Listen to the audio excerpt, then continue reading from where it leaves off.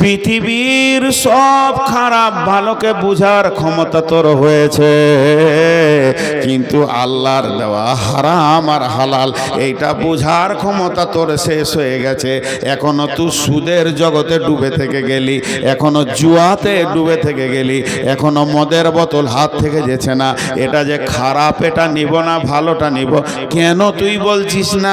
ওই মাতালকে যদি বলা হয় একটা আম কিনে নিয়ে আয়, দাগ হলা আমটা কিনবে না, এটা খারাপ নিব না। তাইলে তুই এখন আমটা বুঝতে পারলি দাগ আছে, লিচিস না? আর 1 মিনিট আগে কেন বুঝতে পারলি না যে বোতলের মালটা খারাপ, এটা খাওয়া যাব না? আল্লাহ ওটাই বলছে, হে বিবেকবান, তোদেরকে যে বিবেকটা দিলাম ওই বিবেকটা দিয়ে দুনিয়ার সব কাজ করে নিলি, আমার হুকুমের বেলায় বোকা বেনে গেলি। তাই আল্লাহ বলছেন, কে কামিয়াব আর কে নাকাম একদিন বুঝে আসবে। আম্মা মান উতিয়া কিতাবাহু বিয়ামিনিহি ফাসাউফা ইউহাসাবু হিসাবান ইয়াসীরা। ওই কিয়ামতের মাঠে তোকে একদিন প্রাইমারি স্কুলের সার্টিফিকেট দিয়েছিল কে? Primary master.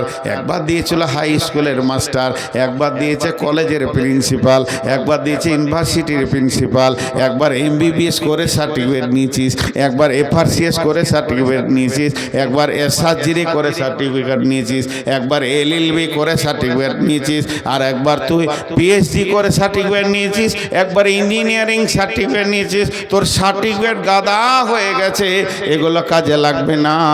আমি আল্লাহ তোকে কিয়ামতের দিন যখন ডান হাতে সার্টিফিকেট দেব, তুই কামিয়াব কামিয়াব কামিয়াব। ওই কঠিন কিয়ামতের দিন, কঠিন কিয়ামতের দিন, কঠিন কিয়ামতের দিন মানুষ যেদিন নাফসি নাফসি করবে, তুই যখন ডান হাতে সার্টিফিকেট পেয়ে যাবি তখন কি হবে? আর তোর হিসাবটা আসান হয়ে যাবে। ফামান উতিয়া কিতাবাহু বিয়ামিনিহি ফাসাউফা ইউহাসাবু হিসাবান ইয়াসীরা ওয়া ইয়ানকালিবু ইলা আহলিহি মাসরুরা। তুই কত খুশি হবি রে! এরকম করে খালি লাফাবি আর কুদবি, জোরে জোরে লাফাবি আর আত্মীয়দেরকে বলবি আমি পাস, আমি পাস, আমি পাস, আমি পাস। তোকে সেই দিন তোর আনন্দ হবে, সেই দিনটাই হলো তোর আসল পাস। আর আম্মা মান উতিয়া কিতাবাহু ওরা আজাহারিহি, আল্লাহ পেছন দিকে আঁধারে দেবে, এরকম করে ধরে লে রে ও বেঈমান, ধর ওরে জমিরুল ফকিরুল সফিরুল মবিরুল, ধর ধর হাসিনা জরিনা খাদিজা হাবিবা, ধর। তোকে আমি সামনে আনবো না, তোর দিকে তাকাবো না, তোকে আমি দেখবো না, তোকে আঁধারে সার্টিফিকেট দিব। যখন ও পেয়ে যাবে সার্টিফিকেট, বুঝে নেবে আমি নাকাম। যে নাকামটার কোনো শেষ নাই, সীমা নাই, নাকাম তো নাকাম, ফেল তো ফেল।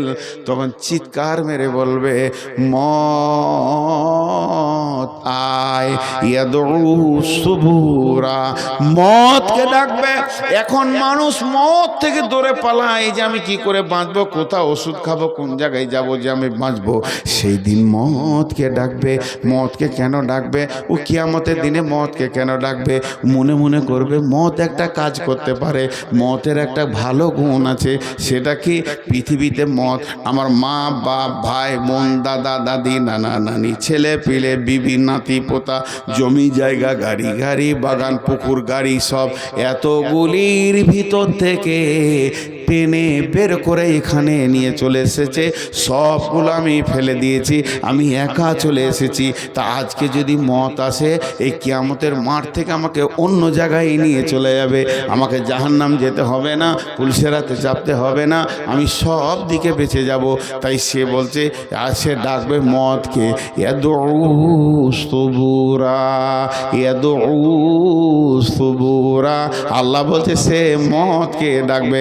আল্লাহ জবাবে বলছে ওয়াইয়াসিলা সাগীরা, তুই ডাকবি মতকে, তোর সামনে এসে যাবে জাহান্নাম।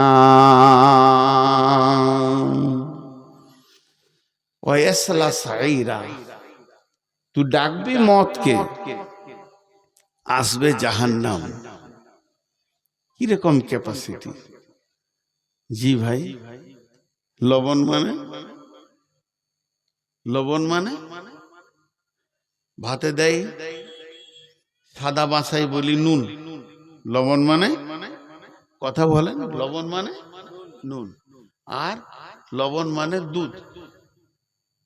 আরবিতে লবণ মানে দুধ,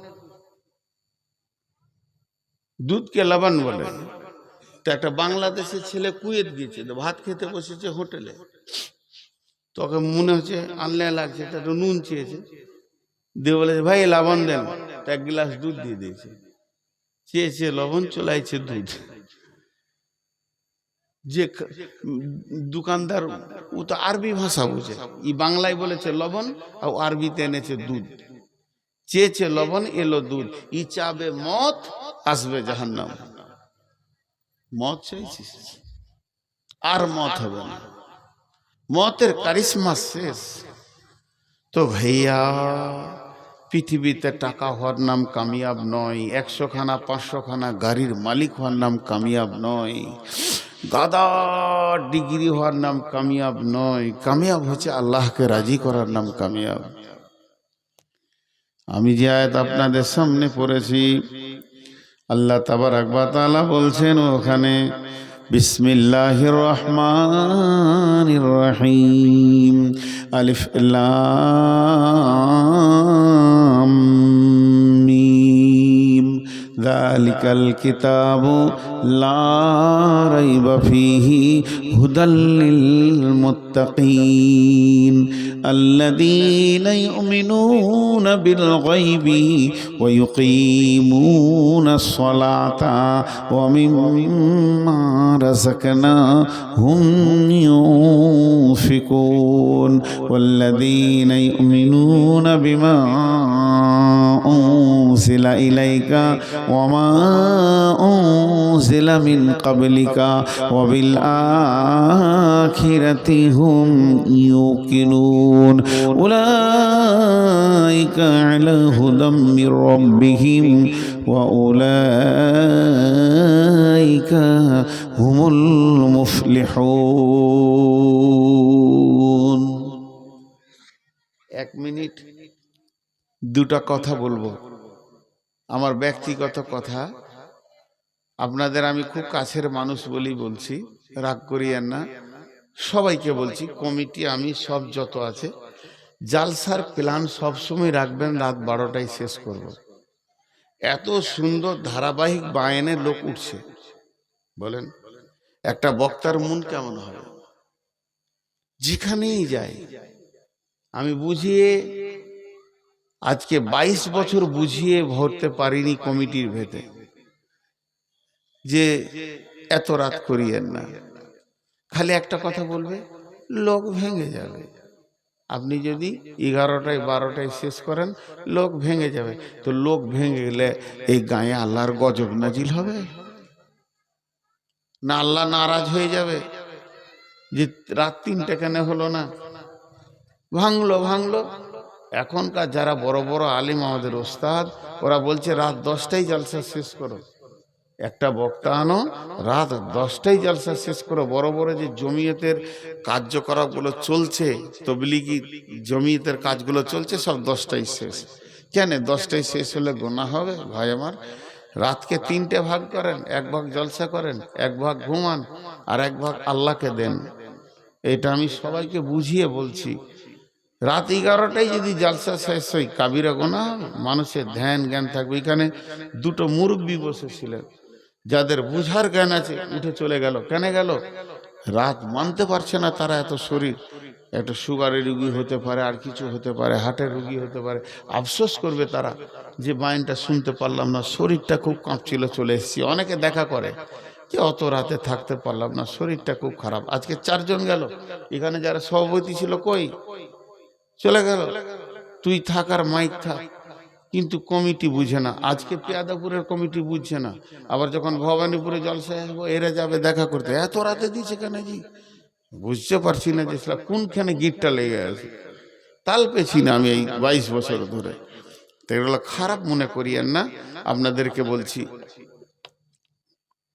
গতকালকে বলছিলাম এই 10 টাকা করে কালেকশন চলছে। একটা বক্তা খালি 1.5 ঘন্টা, পৌনে 2 ঘন্টা চালালো। 10 টাকা দিল জান্নাত দাও, 10 টাকা দিল জান্নাত দাও, 10 টাকা দিল জান্নাত দাও। ঢেড়ি গুনে দেখছে 20,000 টাকা। আমার বক্তব্যের বিষয় হয়েছে মানুষের ব্রেন যদি তৈরি হয়ে যায়। আমি তো 5 মিনিট কালেকশন করলাম 21 লক্ষ টাকা, 5 মিনিট 21 লক্ষ টাকা। আর ও 1.5 ঘন্টায় করেছে 20 থেকে 30,000 টাকা। যার কথায় মানুষ বুঝবে এটা দিন, এই জায়গায় দিতে হবে। কালকে আমার বক্তব্যের বিষয় ছিল আমরা টাকা দান করি, দান করার কথা নাই কোরআনে, জমা করার কথা আছে। আপনার নামে একটা খাতা আছে আল্লাহর ব্যাংকে, আপনি জমা করেন, আপনি নিজের নামে জমা করেন। দান কেন করবেন আপনি? এখানে মসজিদে যে টাকাগুলো দিচ্ছেন এরা কে নেবে? এরা কেউ লাই, এদের কোনো মূল্য নেই। টাকাগুলো যদি ছিঁড়ে ফেলে দেয়, হারিয়ে দেয়, তা আপনার ব্যাংকে জমা হয়ে গেল, আপনি 1000 টাকা দিয়েছেন, নিজের ব্যাংকে টাকা জমা করবেন না? তো মানুষ যখন বুঝে ফেললো, তো 1 ঘন্টাতে, কালকে এটা গত পরশু ছিলাম আমি মালদা রতুয়ার কথা বলছি। কেন হচ্ছে এত বেশি কালেকশন? হওয়ার কারণ হচ্ছে জেহেন তৈরি হতে হবে আগে। জি, তো কিছু বক্তা জোরে চিল্লাই, আমার আফসোস হয় যে ওরা কি করে পারে। আমি ওদেরকে ওটা খারাপ বলছি না, মানে আমি পারি না, তোরা পারে কি করে? আল্লাহ ওদেরকে তৌফিক দিয়েছে, আলহামদুলিল্লাহ পারছে। যারা কালেকশন করছে ওরাও ভালো মানুষ, আলহামদুলিল্লাহ কষ্ট করে করছে, কিন্তু এগুলো ফালতু। এবার আপনারা মন দিয়ে শুনেন, আমি যে আয়াতগুলো আপনাদের কাছে সামনে পেশ করেছি, 8টা কথা আসবে, 8টা পথের পাথিও আপনাদেরকে দিয়ে দিয়েছি। আমরা আপনারা জান্নাতে যাব ইনশাআল্লাহ। আল্লাহ আমাদেরকে জান্নাত দেবেন ইনশাআল্লাহ। আল্লাহর কাছে আমরা জান্নাত চাইব, দুনিয়া থেকে আমরা জান্নাতের পথে চলব। 8টা জিনিসকে সঙ্গে নিব, পকেটে মোবাইল চশমা নিয়ে নিব, চার্জার নিয়ে নিব, টাকা পয়সা নিয়ে নিব, এইগুলো আমার সফরের সাথে ব্যাগটা নিব, আমার ডায়েরি দরকার, 2টো লুঙ্গি নিব, পাজামা নিব। আমি যে এই জিনিসগুলো নিয়ে সফর শুরু করেছি, কেরল যাব, 3 মাস পর ফিরে আসব। যেমনি পথের সামান সঙ্গে নিতে হয়, তেমনি 8টা জিনিস যদি কেউ সঙ্গে নিয়ে নেয়। নিজের একটা ব্যাগ আছে, আপনার একটা ব্যাগ আছে, আমার একটা ব্যাগ আছে, এর একটা ব্যাগ আছে, ইনার একটা ব্যাগ আছে। ওই ব্যাগটার নাম হলো আমলনামা, যার ভিতরে আমলগুলো ভরে রাখা হয়। যখন খুঁড়বেন পেয়ে যাবেন। তো আমলনামা ব্যাগের ভিতরে যদি 8টা জিনিস ভরা থাকে, ব্যাগটা তুলে নিয়ে আপনি জান্নাতের পথে হাঁটতে শুরু করে দেন, আর আপনার বিপদ হবে না। সব জায়গায় ঠিক কাজে করে আপনি সাকসেস হয়ে যাবেন। বন্ধুরা আমার, এই যে একটা হাই রোড গেছে ধুলিয়ান ফারাক্কার ভিতর হয়ে, একবারে জঙ্গিপুর উমরপুর হয়ে গোটা বহরমপুরটাকে ফেড়ে দিয়ে চলে গেছে কলকাতা। আর কলকাতা থেকে 2টি হাই রোড বের হয়ে 2 ভাগে বিভক্ত হয়ে, একটা আসানসোলের ভিতর দিয়ে চলে গেছে দিল্লি, একটা খড়গপুরের ভিতর দিয়ে চলে গেছে মুম্বাই। ওই রকম একটা শিলিগুড়ি থেকে হাই রোড বের হয়ে আপনার পূর্ণিয়ার ভিতর দিয়ে চলে গেছে পাটনা দিল্লি। তাহলে ভারতবর্ষে কয়েকটা হাই রোড রয়েছে, যে হাই রোডে উঠলে আপনি তত্তর করে এক জায়গায় এগিয়ে যাবেন। তেমনি আমার আল্লাহ তার নবীকে দিয়ে যে জিনিসটা আমাদের কাছে পাঠিয়েছেন, এইদিকে তাকিয়ে দেখেন, এই জিনিসের ভিতরে একটা হাই রোড আছে। ওই হাই রোডে যে উঠে যাবে, ওই হাই রোডে যে চড়ে নিবে, সে ধীরে ধীরে ধীরে ধীরে ধীরে জান্নাতে পৌঁছে যাবে। ওই রোডটা পৃথিবীর কোনো জায়গায় পাবেন না, কোরআনের ভিতরে রয়েছে। আল্লাহ রসুল বলে গেলেন, তোমাদেরকে 2টি জিনিস দিয়ে গেলাম, একটা হলো কিতাব আল্লাহ, একটা সুন্নতে রসুলি। তারাকতু ফিকুম আমরাইনি লান তাজিল্লুহু মা তামাসসাকতুম বিহিমা। তোমাদেরকে আমি 2টা জিনিস দিয়ে গেলাম, ওই 2টিকে ধরে থাকবে, তুমি কোনো দিন গুমরা হবে না, তোমার পা পিছলে যাবে না, তুমি লাইন থেকে সরে যাবে না। রেলের যেমন 2টা লাইন, ওই লাইনটা দিয়ে দিয়েছি একবারে পিয়াদুপুর থেকে নিয়ে জান্নাতের গেট পর্যন্ত, জান্নাতুল ফেরদাউসের গেট পর্যন্ত। লাইনে চড়ে নাও, হাঁটতে শুরু করো। সেই লাইন 2টা কি? একটা আল্লাহর কিতাব আর একটা রসুলের সুন্নত। এই দুটা নিয়ে যখন তুমি চলবে, তুমি কোথাও আটকাবে না, তোমাকে লাল সিগন্যাল দেয়া হবে না, জিজ্ঞেস করবে না কোথা যেছো, কেনে যেছো। ধীরে ধীরে তুমি জান্নাতে পৌঁছে যাবে।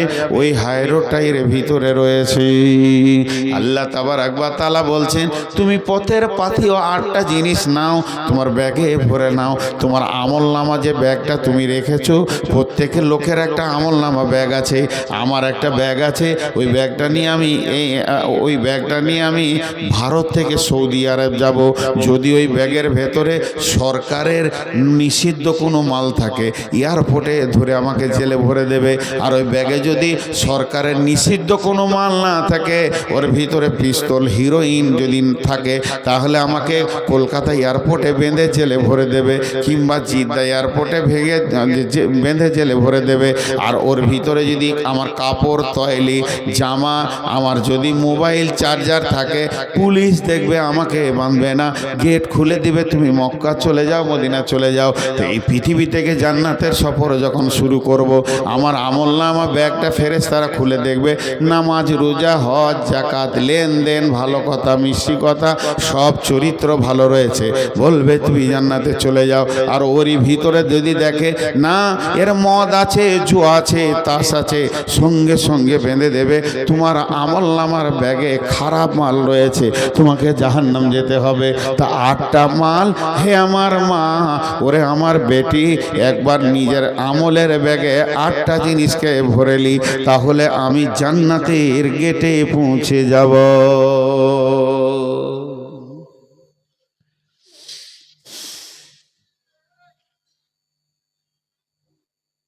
সে 8টা কি আমি আপনাদেরকে গুনিয়ে দিছি এক এক করে।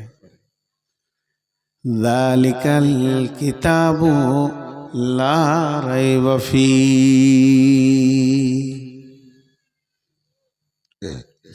যালিকাল কিতাবু লা রাইবা ফি। 1 নম্বরে, তুমি এই কিতাবটার ওপরে সন্দেহ করিও না। 1 নম্বরে, এই কিতাবের ওপরে কোনো সন্দেহ চলবে না। কিতাবটা 100তে 100 সত্য কথা। আল্লাহ তাবারক ওয়া তাআলা বলেছেন, ওয়া ইন কুনতুম ফি রাইবিন মিম্মা নাযালনা আলা আবদিনা ফাতু বিসূরাতিন মিন মিসলিহি। পৃথিবীর মানুষরে, ওদউ শুহাদাআকুম মিন দুনিল্লাহি ইন কুনতুম সাদিকিন। তোমরা যদি সত্যবাদী হও, আল্লাহকে বাদ দিয়ে সারা পৃথিবীর বিজ্ঞানীরা এক জায়গায় জমা হয়ে একটা কোরআনের মতো সূরা লিখে দাও, দেখছি পারবে না, পারবে না, পারবে না। তাহলে এই কিতাবের ওপরে কোনো সন্দেহ করা যাবে না, তোমাকে দৃঢ় বিশ্বাস রাখতে হবে। কিতাবটা 100তে 100% সত্য আছে, এর ভিতরে অনুপরিমাণ মিথ্যা নাই। এই বিশ্বাসটা তোমাকে কিতাবের উপরে রাখতে হবে। যদি ওই বিশ্বাস না থাকে, তোমার দ্বারা আমল করা সম্ভব হবে না। যেটা তুমি সন্দেহ করবে, ওইটার উপরে আমল করতে পারবে না। উঠিস কেন ভাই? এত সুন্দর কথা তোদের দিল কি মানছে না? অবশ্য পাহাড় এলাকার লোক তো, কাজ থাকতে পারে, সারাদিনের পরিশ্রমের পর খানিক শুনেছে, আবার যাবে, শুবে, কালকে যেতে হতে পারে। আমারও বলা ঠিক হচ্ছে না। তো কিতাবটার উপরে তোমাকে বিশ্বাস রাখতে হবে, নাহলে তুমি হেদায়েতটা পাবে কি করে? তারপরে বলছেন, হুদাল্লিল মুত্তাকিন। ওই রোডে চাপে যারা, তারা মুত্তাকি। তোমাকে আল্লাহ ভীরু হতে হবে। 2 নম্বরে, কিতাবের ওপরে বিশ্বাসের পরে পরে তোমাকে মুত্তাকি হতে হবে। দিলের ভিতরে আল্লাহর ভয় থাকবে, এত পরিমাণ ভয় থাকবে, আল্লাহর ভয়ে তুমি হিজড়ে হয়ে যাবে। এমন জ্ঞানী ব্যক্তি ব্যক্তি হয়ে যাবে, হারাম জিনিস তুমি ছাড়বে আর হালালকে গ্রহণ করবে। আল্লাহর ভয় কাকে বলে? তাকওয়া অবলম্বন কাকে বলে? যে ব্যক্তিটা হারাম থেকে হালালে চলে এলো, ওর মতো আল্লাহ ভীতু কেউ নাই। একটা মানুষ মদ কখন ছাড়বে, জুয়া কখন ছাড়বে, সুদ কখন ছাড়বে? তার ভিতরে যখন আল্লাহ আর ভয় ঢুকে যাবে, আমার রবের কাছে আমাকে যেতে হবে, হিসাব দিতে হবে। আর এই হারাম কাজে আর কতদিন আমি ঢুকে থাকবো? সে তওবা করবে, আল্লাহর কাছে কাঁদবে। এই খোদা ভীরুরা, আল্লাহ ভীরুরা আল্লাহকে ভয় করে। আল্লাহ তাবারাক ওয়া তাআলা বলছেন হুদাল লিল মুত্তাকিন, তোমাকে মুত্তাকি হতে হবে, আল্লাহ ভীরু হতে হবে, তবেই তুমি হেদায়েত পাবে, তবেই তুমি জান্নাতের রাস্তা পাবে। আল্লাহ ভীরু হতে হবে। এক নম্বরে কিতাবটা বিশ্বাস করতে হবে, দ্বিতীয় নম্বরে আল্লাহ ভীরু হতে হবে। আল্লাহ ভীরু হলে কি হয়? হযরত উমর নিজের ঘরে বসে আছে, সুবহানাল্লাহ, 6টা বক্তব্য আমাদের গায়ে জলসা। আরে আমাকে নিয়ে আবার 7টা। আমাদের গায়ে একটা কথা বলছি শুনেন। হযরত তোমার এমনি করে লিখছে, একা রাতে বসে বসে লিখছে, হিসাব করছে কত খরচা হলো, কত আছে, আর কত টাকা বাকি আছে, কত খরচা গেল, এই মিললো, এটা মিলছে না, এটা কেন হলো, হিসাব করছে। আর ওনার সামনে একটা প্রদীপ জ্বলছে। আগেকার যুগে বলতেন আপনাদের এলাকার লোক চেরাগ, সেই চেরাগ জ্বলছে। ভালো ভাষা হলো প্রদীপ, দীপ দীপ দীপ দীপ করে জ্বলছে। ওর হিসাব চলছে। এমন সময় একজন এসে বলছে, আসসালামু আলাইকুম। ওয়ালাইকুম সালাম। কে ভাই? আমি বহু দূর থেকে এসেছি। কি দরকার? তুমি কি কাজে এসেছো? সরকারি রাষ্ট্রীয় কোনো কাজ না, ব্যক্তিগত আপনার সঙ্গে আলাপ করব, দুটো কথাবার্তা বলবো, ওই লেগে এসেছি। সরকারি কোনো কাজ নিয়ে আসেনি, তাই আপনার কাছে এলাম। একটা সময় পেয়েছি, এদিকে এলাম, তো একবার দেখা করিলে আমিরুল মুমিনিনকে দুটো কথাবার্তা বলে ওই লেগে এলাম। আমিরুল মুমিনিনকে যখনই বললে যে আমি নিজের ব্যক্তিগত কাজে দেখা করতে এসেছি, উনি তখন কি করলেন? চেরাগটাকে নিমিয়ে দিলেন। আন্ধার ঘুরঘুটি হয়ে গেল। যে বলছে, বন্ধু বসো, গল্প করি। লোকটা বলছে, এটা লোকটা কত বিয়াদব, আন্ধারে গল্প করব বলছে। আমি একটা মেহমান, ওর কাছে এলাম, বরং আন্ধার থাকলে বলবে চেরাগ জ্বালা, বেটিকে ডাকবে, মা খাদিজা চেরাগটা জ্বালিয়ে দাও, আমার মেহমান এসছে, বন্ধু এসেছে। অথচ ওর চেরাগ জ্বলছিল, জ্বলা চেরাগকে নেমিয়ে দিয়ে বলছে গল্প করব। এটা কেমন লোক? এ তো বিয়াদব লোক। তখন ও মনে মনে বিষিয়ে যেছে, এই লোকের সঙ্গে কি করে গল্প করব? লোক তো বলছে দামি মানুষ, উমরের মতো দামি মানুষ নাই, খুব ইনসাফ মানুষ, কিন্তু লোকটার ভিতরে ভদ্রতা খুঁজে পেছি না। তা থাকতে না পেরে ওর মুখটা গুলগুল গুলগুল করছিল, থাকতে না পেরে বলে দিল, আমিরুল মুমিনিন, খলিফাতুল মুসলিমিন, আমি কষ্ট পেয়ে গেলাম, আপনি আন্ধার কেন করে দিলেন? আন্ধারে কি গল্প করা যায়? আপনার সঙ্গে মোলাকাতে এলাম। আর চেরাগটাকে নেমিয়ে দিলেন। আমিরুল মুমিনিন সঙ্গে সঙ্গে বলছেন, ভাই রে, আমি আল্লাহর ভয়ে চেরাগটাকে নেমিয়েছি। জানো কেন নেমিয়েছি? তোমাকে প্রথমেই জিজ্ঞেস করলাম তুমি কি কাজে এসেছো? ব্যক্তিগত কাজ না, সরকারি রাষ্ট্রীয় কাজ, দেশের কাজ। তুমি বললে আমি ব্যক্তিগত কাজে এসেছি, তাই আমি চেরাগটা নেমিয়ে দিলাম। আমি যে লেখালেখি করছিলাম, খাতাতে যে হিসাবটা করছিলাম, ওইটা সরকারি হিসাব করছিলাম। কত আয় ব্যয়, বাইতুল মালে মালের কি অবস্থা রয়েছে এটা দেখছিলাম। আর ওই চেরাগে যে তেলটা আছে ওটা সরকারি তেল, তাই সরকারি তেলটা জ্বালিয়ে সাধারণের তেল দিয়ে সাধারণের হিসাব করছিলাম। আর তুমি বলছো ব্যক্তিগত বন্ধুত্ব করব। আমি আল্লাহর ভয়ে সরকারি সরকারের মাল পুড়িয়ে কারোর সঙ্গে বন্ধুত্ব করতে পারবো না, আমার অতটা সাহস নাই তোমার সঙ্গে আমি বন্ধুত্ব করব আর সরকারের মাল পোড়াবো, এটা আমার দ্বারা সম্ভব হবে না। এর জন্য আল্লাহ বললেন হুদাল্লিল মুত্তাকিন, উমর যেমন আল্লাহর ভয়ে এতটুকু হারাম আর হালালকে বুঝেছে, তোমরা কি বুঝবে না? যদি তুমি জান্নাতে যেতে চাও প্রথমে কিতাবটা বিশ্বাস করো, তারপরে আল্লাহর ভয়কে অবলম্বন করো। তোমার দিকে আল্লাহ দৃষ্টি আছে, তোমাকে আল্লাহ দেখছে, তোমার দিকে আল্লাহ তাকিয়ে আছে, এই দিকটা তুমি অবলম্বন করো, দেখো তুমি ধীরে ধীরে ধীরে ধীরে জান্নাতের দিকে আগাচ্ছ।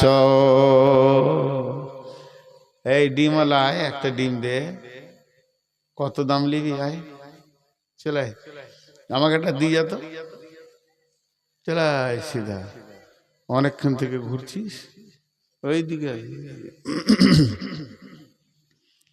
ভাইয়া জিনিসগুলো একটু বোঝার চেষ্টা করি, ওদের কথায় পালাবি না, আমি ডাকছি তো আয়, তোর ডিম বের করে ছাড়বো আমি, পেটে পা দিব তো যত ডিম আছে ভুড় ভুড় করে বেরিয়ে যাবে। কটা বিয়ে করেছিস তোরা, এত চাপ কেন ব্যাগ সংসারে, রাত 12টায় বিজনেস করছিস? ও আল্লাহ, লোক উঠে যাচ্ছে গো, কি মনটা খারাপ হয়েছে। ওরা চলে গেল, খানিক চোখ মুজি, কেউ যদি পালাইতে পালাকে ভালো। দেখলি তো আমি বলছি, তো এ হলো ধীরে ধীরে পথ ধরে আগানো।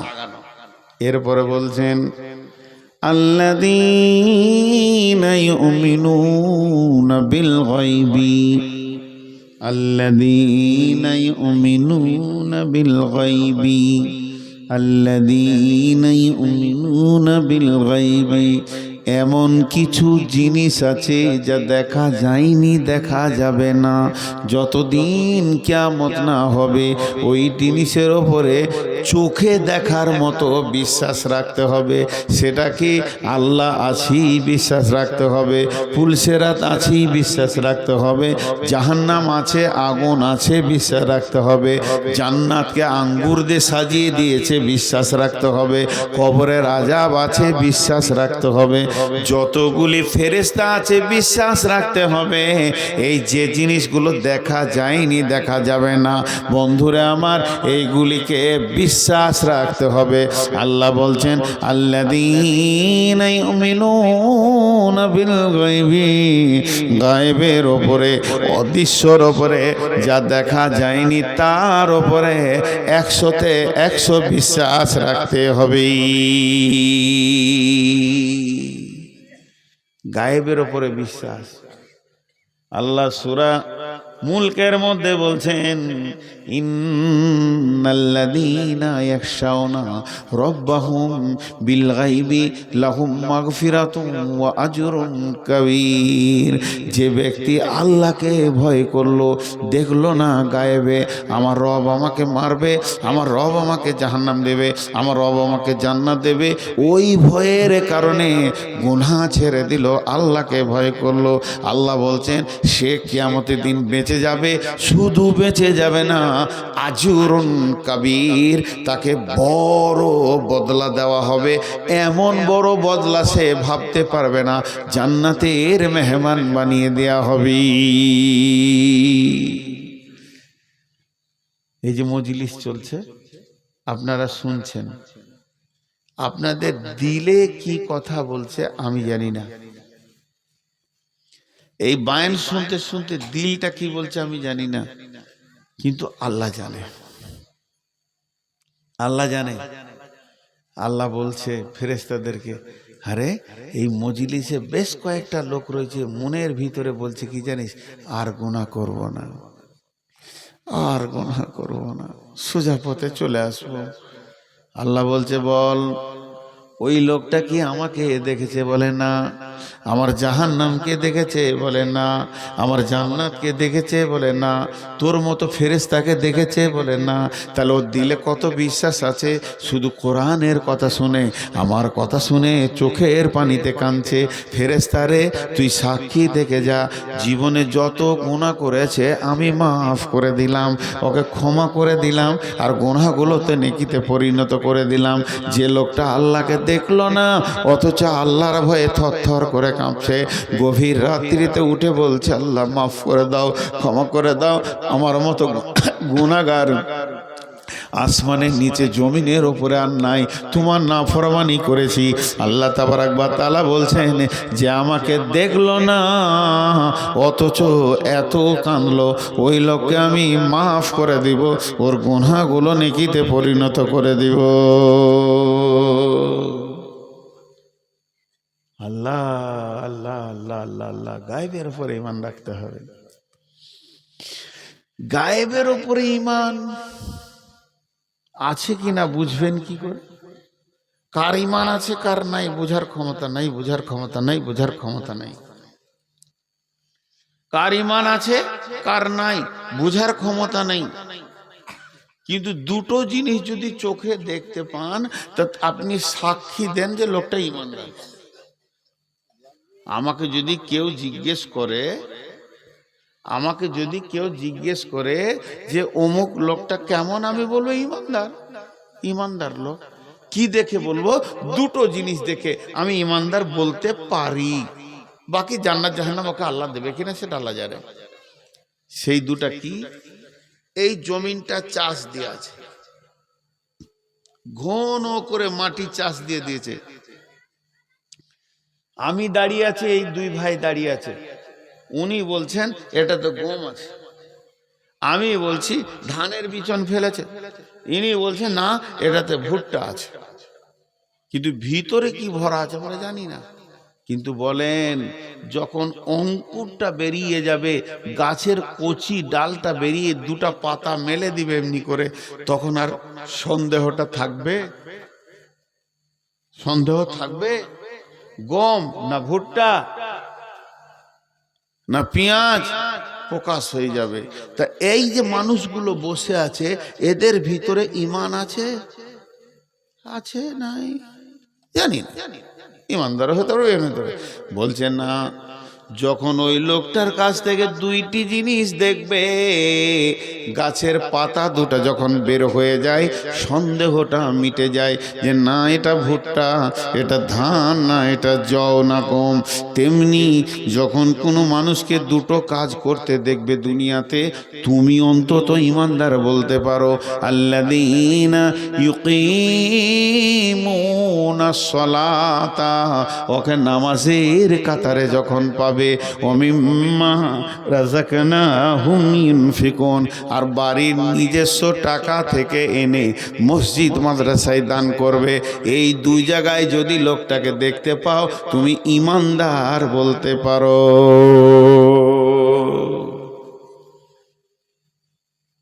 জি, একটা কথা তিনবার বলবো, মাথায় ঘুরেলেন, তিনবার বলবো। বেঈমানের দ্বারা ভুলবশত অনেক নেকির কাজ হয়ে যেতে পারে, কিন্তু নামাজ পড়ার মতো কাজটা করতে পারবে না। বেঈমান ভুল করে নেকির কাজ অনেক অন্যান্য করে নিতে পারে, কিন্তু নামাজ পড়ার মতো নেকিটা করতে পারবে না। একটা বেঈমান ভুল করে অনেক নেকির কাজ করে নিতে পারে, কিন্তু নামাজ পড়ার মতো নেকিটা করতে পারবে না। আর একটা ঈমানদার, ওর দ্বারা ভুলবশত অনেক গুনাহ হয়ে যেতে পারে, লোভ সামালতে পারেনি, চুরি করেছে, মদ খেয়ে নিয়েছে, জুয়া খেলে নিয়েছে, এরকম গুনাহ হয়ে যেতে পারে, জিনা হয়ে যেতে পারে, কিন্তু নামাজ ছাড়ার মতো গুনাহটাও করবে না। নামাজ ছাড়ার মতো গুনাহটা করবে না। ঈমানদার কোনোদিন নামাজ ছাড়বে না, বেঈমান কোনোদিন নামাজ পড়বে না। ঈমানদার কোনোদিন নামাজ ছাড়বে না, বেঈমান কোনোদিন নামাজ পড়বে না। অতএব আল্লাহ বলছেন যাকে তুমি নামাজের কাতারে দেখছো অন্তত ওকে ঈমান আছে এটা বলতে পারো। ঈমান মানে আল্লাহর উপরে বিশ্বাস। ঈমান মানে আল্লাহর উপরে বিশ্বাস। একটা কথা, আপনি পিয়াদাপুর বাড়ি নিয়ত করেছেন যে কেরল যাব, সৌদি আরব যাব, 3 মাস পর চলে আসবো, বেশি দিন থাকবো না। 3 মাসের জন্য যেছেন, আর আপনার কাছে 2 লক্ষ টাকা আছে, 50,000 টাকা আছে, এতটি টাকা বাঁধা আছে।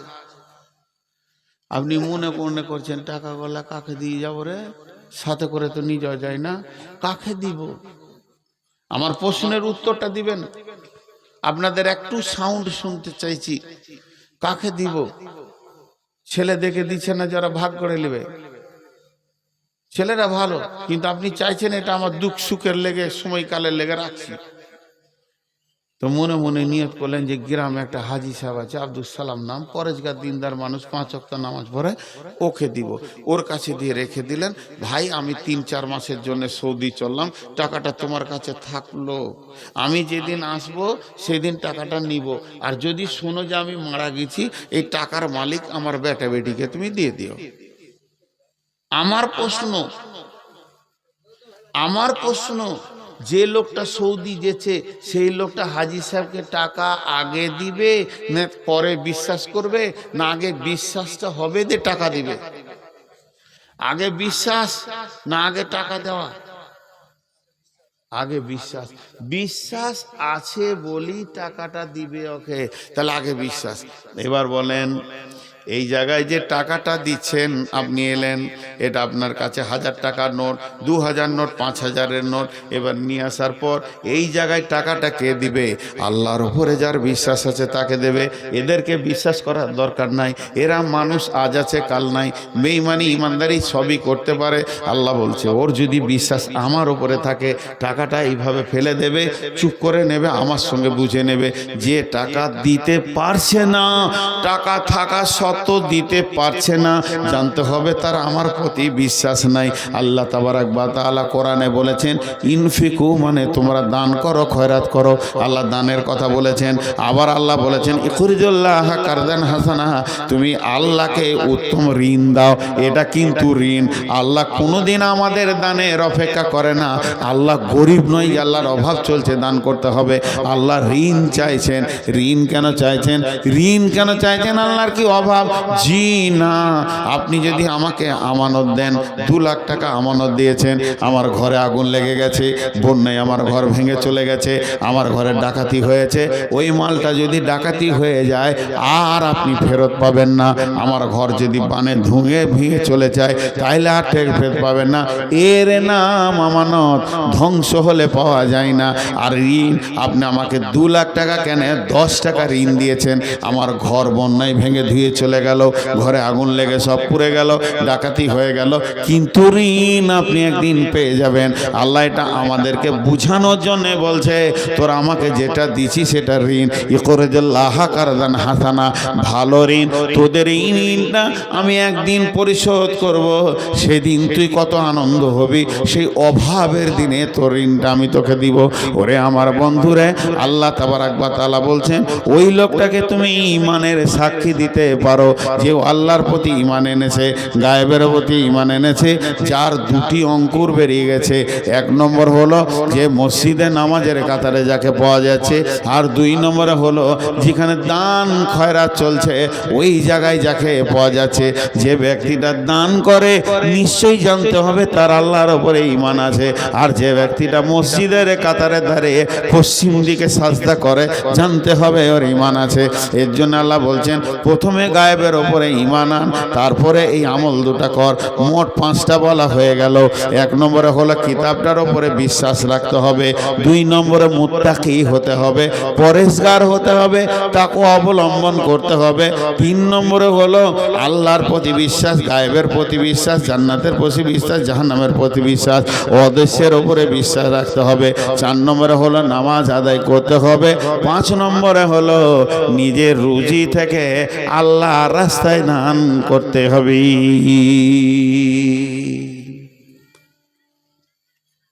জি ভাই,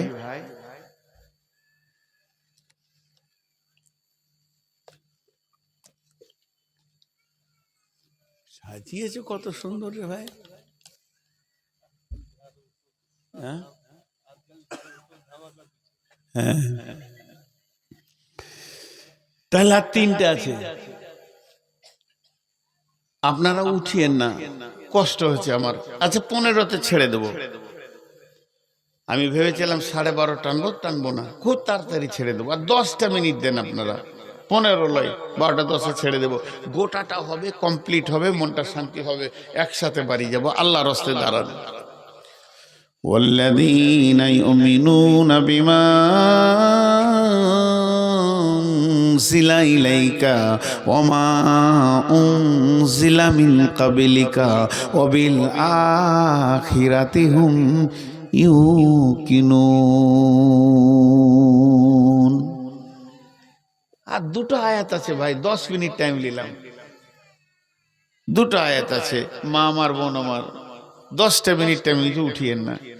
আল্লাহ বলছেন ওয়াল্লাযীনা ইউমিনুনা, আর তারা ঈমান আনবে, বিমা উনজিলা ইলাইকা, তাদের উপরে যেটা নাজিল করা হয়েছে, অর্থাৎ এই কিতাবের কথাটা আল্লাহ দুবার বলছেন, 2 রকম করে, এর উপরে তারা বিশ্বাস করবে। ওমা উনজিলা মিন কাবলিকা, এর পূর্বে যে বইগুলো ছিল, তৌরাত ছিল, ইনজিল ছিল, জবুর ছিল, কম করে 125-এর উপরে কিতাব আছে, আসমানি কিতাব। তার মধ্যে 4টা হলো, তার মধ্যে 4টা হলো প্রধান কিতাব, আর বাকি টুকরো টুকরো অনেক কিতাব এসেছে। সমস্ত কিতাবের ওপরে ঈমান রাখবে, আর তাদের ওপরে নাজিল করাটার ওপরে ঈমান রাখবে। একবার তো কিতাবের কথা বললেন, আবার কেন বলছেন? যেন 2টা কিতাবের ভিতরে গোলতাল না লেগে যায়, তার জন্য আল্লাহ বলছেন এটার ওপরে ঈমান আনবে, পূর্বেরগুলো ওপরে ঈমান আনবে, কিন্তু আমল করবে তখন এটা করবে। এই বিশ্বাস যাদের আছে, ওয়াবিল আখিরাতি হুম ইউকিনুন, হুম ইউকিনুন, হুম ইউকিনুন। একটা কথা জিজ্ঞেস করি, একটু আওয়াজ করবেন ভাই। কালকে সকালে সূর্য উঠবে, কালকে সকালে সূর্য উঠবে। যারা বুঝতে পারেনি, পাকুরের লোক, মুখ খুলেন, পেয়াদে পড়ে লোক, কাল সকালে সূর্য উঠবে, বিশ্বাস। যেমন এটা বিশ্বাস যে সূর্য উঠবেই, ওই রকম বিশ্বাস রাখতে হবে আখেরাতের জিন্দেগির উপরে। আখেরাত আর কিয়ামত কি এক জিনিস? কথা বলেন, আখেরাত আর কিয়ামত কি এক জিনিস? কথা বলে না। কিয়ামত আর আখেরাত কি এক জিনিস? জি না, দুটো জিনিস। মুখ খুলেন, একটা লোক চুরি করতে গিয়ে ধরা পড়েছে, বা মারামারি ফাটাফাটি করেছে, কোনো কিছু করেছে, তো যতক্ষণ কাঠগোড়ায় দাঁড়িয়ে থাকবে পাকুড়ের কোর্টে, ওইটার নাম কিয়ামত। আর ফায়সালা যখন হয়ে যাবে, ওইটার নাম আখেরাত, জান্নাত না জাহান্নাম। তো বিচারের দিনটার নাম কিয়ামত, ভোগ করার দিনটার নাম লয়। কিয়ামত হচ্ছে কোনটা? বিচারের দিনটা। তুমি নেককার না বদকার, তুমি কি আমল করেছো, বিচার যতক্ষণ চলবে ওইটার নাম কিয়ামত। আর ফায়সালা যখন হয়ে যাবে, তুই জাহান্নাম তুই জান্নাত, ওইটা আখেরাত। তা আখেরাত, জান্নাত আর জাহান্নাম, এর উপরে দৃঢ় বিশ্বাস রাখতে হবে। আল্লাহ নবী বললেন, হারিস, একটা সাহাবীর নাম হারিস রাদিয়াল্লাহু তাআলা আনহু নবীজির কাছে এলেন। তখন হারিসকে বলছে, হারিস রে, তোমার ইমানের খবর বলো, তুমি কতটা ইমানদার? হারিস বলছে, ইয়া রাসূলুল্লাহ, আমি 100-তে 100 ইমানদার। দাবিটা দেখেন, আমি 100-তে 100 ইমানদার, 100-তে 99.99 নয়, আমি 100-তে 100 ইমানদার। নবীজি বললেন, হারিস রে, তুমি নিজেকে ইমানদার বলে দাবি করেছো, তো তুমি বলো কেন দাবি করলে? উনি বললেন, অবিল আখিরাতি হুম ইউকিনুন, আল্লাহ যে আখিরাতের বিশ্বাসের কথা বলেছে, আমার বিশ্বাস আছে। আমার আজকের দিনটা কেমন করে কাটলো? ইয়া রাসূলুল্লাহ, আপনাকে একবার শুনিয়ে দিই। আমি সকালে উঠেছি, ফজর পড়েছি, তারপর থেকে আমার মনের ভিতরে শুধু জান্নাত আর জাহান্নামের দোদুল্য চলছে। জাহান্নামকে মনে হচ্ছে যেন নিজের চোখে দেখতে পেয়েছি। আপনি জাহান্নামকে যেমন যেমন বলেছেন, আল্লাহ কোরআনে জাহান্নামের বর্ণনা যেমন যেমন দিয়েছেন, আমি ওই রকম জাহান্নামকে মনে হচ্ছে দু চোখে দেখতে পেয়েছি। ইয়া রাসূলুল্লাহ, আপনি জান্নাতের কথা যেমন বলেছেন আর আল্লাহর কালাম পাক জান্নাতের কথা যেমন বলেছেন, আমি জান্নাতের আঙ্গুরের থোকাগুলো যেন দেখতে পেয়েছি। একদিকে জাহান্নাম দেখছি, একদিকে জান্নাত দেখছি। মনে হচ্ছে আমার চোখ দিয়ে দেখছি আগুন যেন ছিঁড়াছিঁড়ি করছে, আর জাহান্নামীরা আর্তনাদ করছে, চিৎকার করছে, জান্নাতীরা আনন্দে উৎফুল্লে ঘুরছে। এইরকম আমার সকালটা গেছে, এরকম আমার দুপুরটা গেছে, এইরকম আমার সন্ধ্যা হয়ে গেছে। সারা দিন জান্নাত আর জাহান্নামের চিন্তা করে কেটেছে। আল্লাহ নবী বললেন, তোমার দাবিটা সত্য, তুমি ঈমানদার, অতএব আখিরাতের প্রতি 100তে 100 ইয়াকিন রাখতে হবে। আল্লাহ বলেন, অবিল আখিরাতি হুম ইউকিনুন। উঠবেন না, উঠবেন না, হাত দুটো ধরে বলছি ভাই, এবার মুড়িয়ে দিচ্ছি, বিড়ির মাথা মোড়া করে কথাটি মুড়িয়ে দিচ্ছি। 8টা জিনিস বলা হয়ে গেল কিতাবের উপর। Adam, you are the all sons of Adam. তোমরা হচ্ছে সবাই আদমের সন্তান। না কেউ নিজেকে ডারউইনের থিওরিতে বিশ্বাস করে ভাবছেন যে আগে আমাদের লেজ ছিল, আমরা বাদর থেকে এসেছি, এরকম কেউ ভাবছেন নাকি? ভাবছেন? আরে বরঞ্চ আমরা তো বলতে চাই যে আমাদের আদি বাড়ি হচ্ছে জান্নাত। আদমকে কোথায় তৈরি করা হয়েছিল? আচ্ছা, কে জান্নাত যেতে চান না? সবাই জান্নাত যেতে চান? আলহামদুলিল্লাহ, খুব ভালো কথা তো। হ্যাঁ, এটাও আমাদের জন্য সারপ্লাস যে আল্লাহ আমাদেরকে ভালোবাসেন বলে লা ইলাহা ইল্লাল্লাহ মুহাম্মাদুর রাসূলুল্লাহ বলার ঘরে পাঠিয়েছে। এটা বিশ্বাস করেন না? করেন না? করেন তো? তাহলে আমরা সবাই কোথায় যেতে চাই? জান্নাত যেতে চাই। এবং আদমকে কোথায় সৃষ্টি করা হয়েছে? জান্নাতে। আমার বক্তৃতা শুনিয়েন, অনেক জায়গাতে বলা হয়েছে, আমি বলেছি যে মানুষ পৃথিবীর প্রাণী না। পৃথিবীতে মানুষ বাদে যতগুলা প্রাণী আছে, কাউকে শীতের সময়তে গায়ের কাপড় গায়ে দিতে দেখেছেন? কাউকে বর্ষার সময়তে ছাতা ব্যবহার করতে দেখেছেন? কাউকে গরম লাগলে আগুন পোহাতে দেখেছেন? দেখেন নাই। তো মানুষই হচ্ছে একটা পৃথিবীতে আসা প্রাণী, যাকে ঠান্ডা লাগলে গায়ের কাপড় গায়ে দিতে হয়, বৃষ্টি হলে ছাতা ধরতে হয়, অতিরিক্ত আরো যদি ঠান্ডা লাগে তাহলে আগুন পোহাতে হয়। গরুরা পানিতে ভিজে অসুবিধা আছে? মানুষ যখন -50 ডিগ্রি কুমেরু সুমেরু যেগুলোতে বরফ জমে আছে, এবং আমাদের যারা বর্ডার পাহারা দিচ্ছেন, বর্ডার সিকিউরিটি ফোর্সেরা, যারা -50 ডিগ্রি, -20 ডিগ্রি, 30 ডিগ্রি, যেখানে থুপ ফেলার সাথে সাথে মুখ থেকে থুপটা পড়তে পড়তে বরফ হয়ে যায়, যেখানে পেচ্ছাপ করতে করতে পেচ্ছাপটা বরফে পরিণত হয়ে যায়, ওইখানে যেই সব প্রাণীগুলো আছে তাদেরকে সোয়েটার পরতে হয়, কিন্তু মানুষকে পড়তে হয় কি হয় না? হয়। মানেটা হচ্ছে এই যে মানুষ কিছুদিন মেহমান স্বরূপ এই পৃথিবীতে এসছে, এই পৃথিবী থেকে এরা ফিরে কোথায় যাবে? কোথায় যাবে? আমরা কোথায় বিশ্বাস করি? কোথায় গো? জান্নাতে। না কেউ বিশ্বাস রেখেছেন যে আমি জাহান্নামে যাব? যদি এই বিশ্বাস থাকে, অন্তত এই শীতের দিনে কেউ জালসা শুনতে আসবে না, এটা আমি মনে করি। আসবে? আমরা কাকে খুশি করতে এসেছি? আল্লাহকে খুশি করতে এসেছি। তো ভাইয়েরা আমার, আমি যে এই কথাটি বলছিলাম যে আমরা আমাদের বিশ্বাস অনুযায়ী, ইসলাম আমাদেরকে যেটা শিক্ষা দিয়েছে সেই বিশ্বাস অনুযায়ী অমুসলিম ভাইদেরকে কার সন্তান হিসাব মনে করি? কার? আদম আলাইহিস সালামের সন্তান। তো ওরা না বুঝে আমার সোহেল রানাকে পিটিয়ে মেরেছে, ওরা না বুঝে আমার আফরাজুলকে অন ক্যামেরা কুড়াল দিয়ে কপিয়ে কপিয়ে পেট্রোল জ্বালিয়ে তাকে পুড়িয়ে দিয়েছে, কিন্তু তারপরেও যখন তারা বিপদে পড়েছে, ইনশাআল্লাহ আমরা তাদেরকে সাহায্য করেছি না করি নাই? করেছি না করি নাই? করেছি। অনেক এরকম নজির আমাদের কাছে আছে। আজকে এত বেশি নজির আপনাদেরকে দিতে যাব না, শুধু একবার বিবেকটাকে প্রশ্ন করুন। তো ভাইরা আমার, বন্ধুরা আমার, উত্তরপ্রদেশের মাটিতে যদি আচার্যজিকে প্রবেশ করতে না দেওয়া হয়, কারণ তিনি একটা কথা বলেছেন, কথাটা হচ্ছে এই যে মোদিজিকে যারা হিন্দুর পার্টি মনে করবে তারা ভুল করছে। বুঝতে পারলেন কথাটা? কি বলেছেন উনি? কি বলেছেন? আবার বলছি, মনে রাখুন না, কারণ এই কথাগুলো যদি আমরা বলি, এই কথাগুলো যদি আমরা বলি তাহলে আমাদের ভুল হয়ে যেতে পারে। কিন্তু আলহামদুলিল্লাহ আজকে তাদের মুখ থেকে এই কথাগুলো বেরিয়ে আসছে। কেন? কেন উনি বলেছেন এই কথাটা?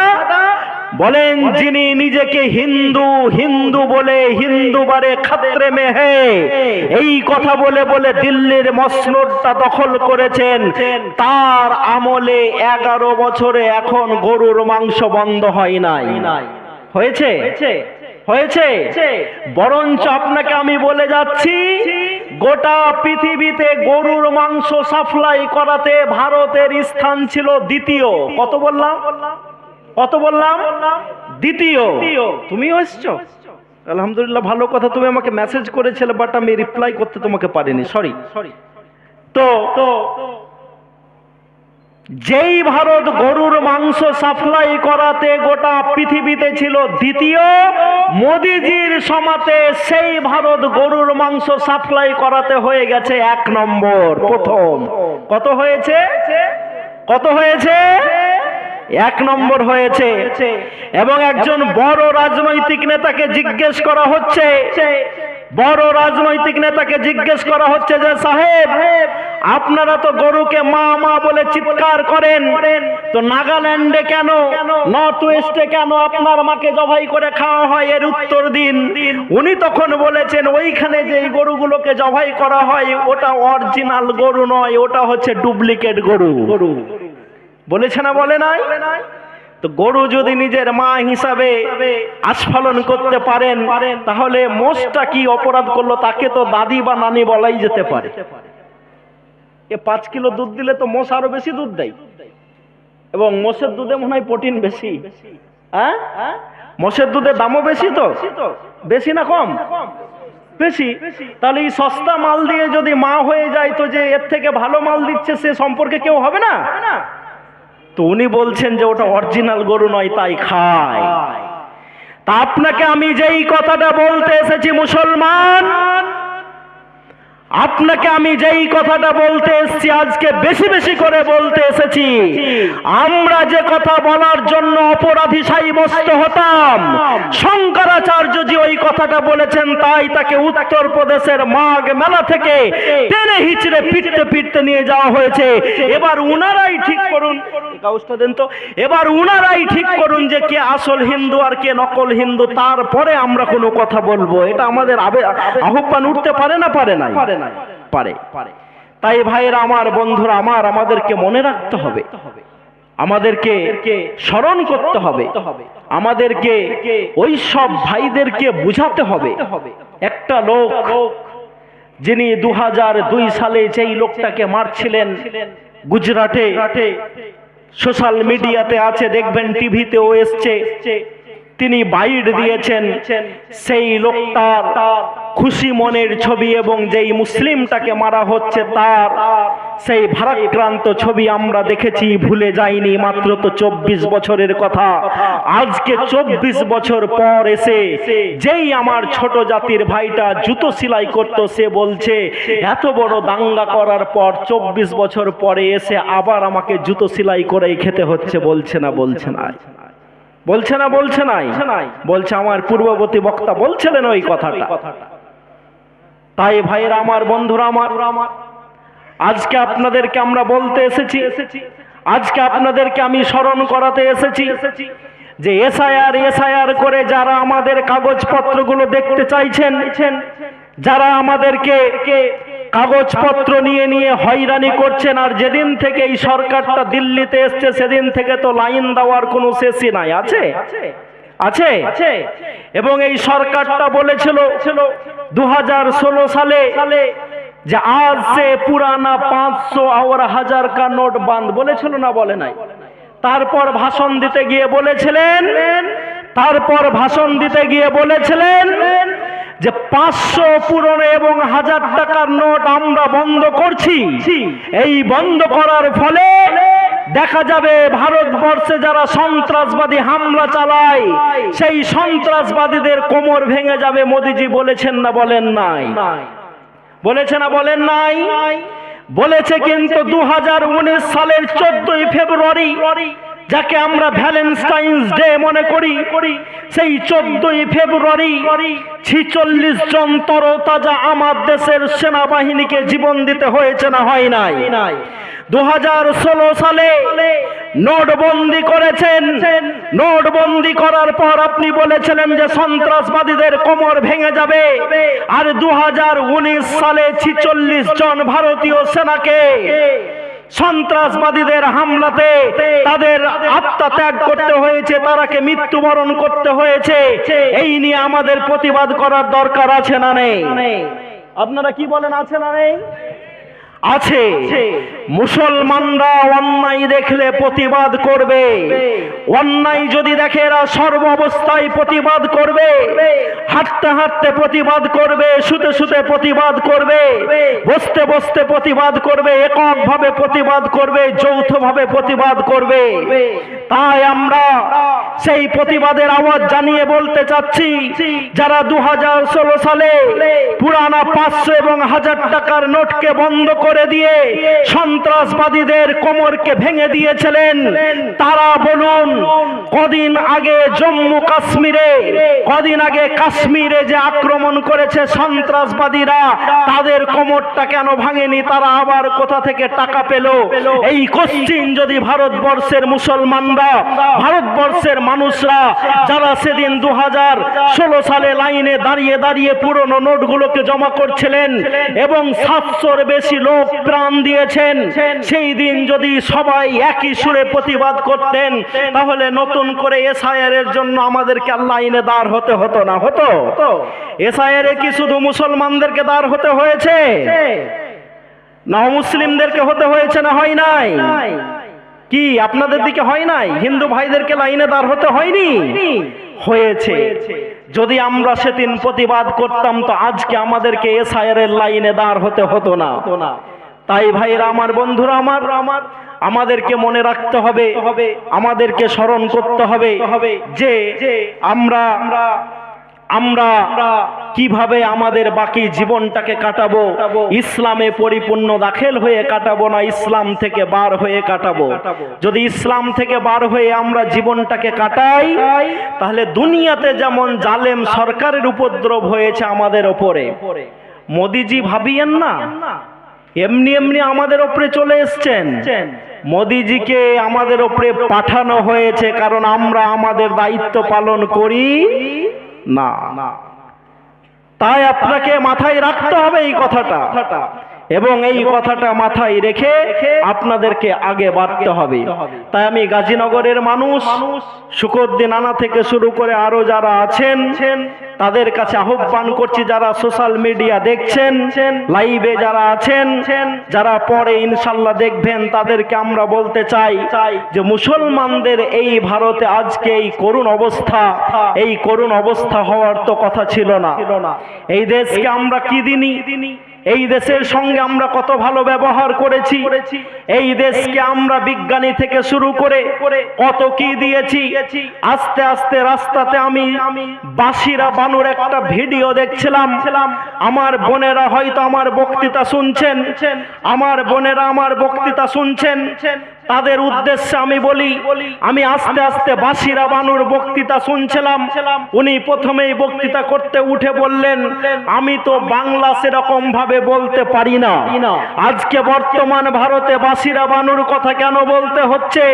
কারণ বাসিরা বানু উত্তরপ্রদেশের বোর্ডে একটা র্যাঙ্ক করে আজকে ইউপিএসসি পাস করেছে, আইপিএস এর চাকরি করছে।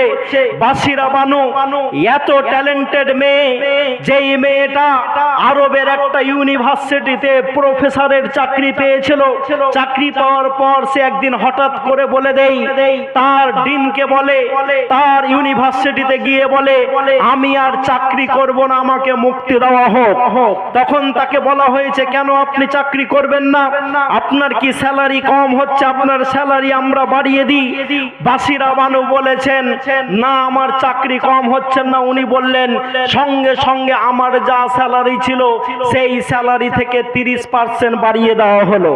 আমাদের এখানে তো স্যালারি কম, আরবে স্যালারি বেশি না কম? বেশি না কম?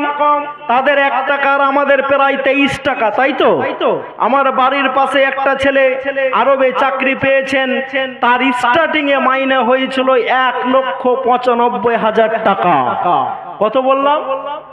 কত বললাম? আর যারা মৌলভী সাহেবদেরকে ভাবেন যে ভিখারির দল, তারা একবার জিজ্ঞেস করবেন, পৃথিবীতে একটাই চাকরি আছে যার স্যালারি ব্ল্যাঙ্ক চেক দেওয়া হয়, ফাঁকা চেক দেওয়া হয়, যার চেকে অ্যামাউন্ট বসানো হয় না। তারা হচ্ছেন কাবা শরীফের ইমাম। তারা কারা? কারা? কাবা শরীফের ইমাম সুদাইস সাহেবকে খালি ফাঁকা চেক দেওয়া হয়, বলা হয় যে আপনার যত টাকা আপনি এই চেকে বসে নিন আর আপনি টাকা তুলে নিন। উনার যদি ইচ্ছা হয় তাহলে 1 মাসে উনি 1000 কোটি টাকাও বসাতে পারেন। কত বললাম? কত বললাম?